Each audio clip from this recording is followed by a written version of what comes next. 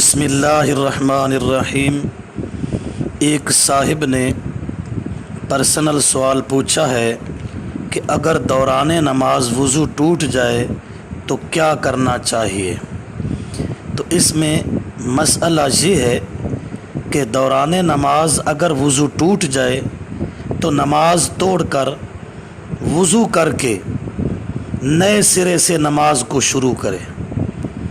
یہ بہتر ہے کہ نئے سرے سے نماز کو شروع کرے، اور یہ بھی جائز ہے کہ اسی حالت میں جا کر وضو کرے اور کسی سے گفتگو نہ کرے اور واپس آ کر باقی رکعات کو پورا کرے۔ سیدہ عائشہ رضی اللہ تعالی عنہا سے مروی ہے، فرماتی ہیں رسول اللہ صلی اللہ علیہ وسلم نے فرمایا، جس آدمی کو دوران نماز قے آ جائے یا نکسیر پھوٹ پڑے یا مزی نکلنے کی نوبت آ جائے تو چاہیے کہ جائے اور وضو کرے اور اپنی نماز کو پورا کرے، یعنی باقی جتنی رکعات رہتی ہیں ان کو مکمل کرے، بشرطے کہ اس دوران کسی سے گفتگو نہ کرے۔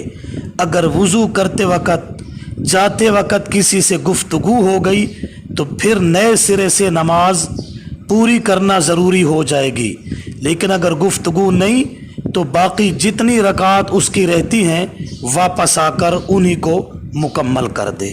بحوالہ سنن ابن ماجہ حدیث نمبر 1221۔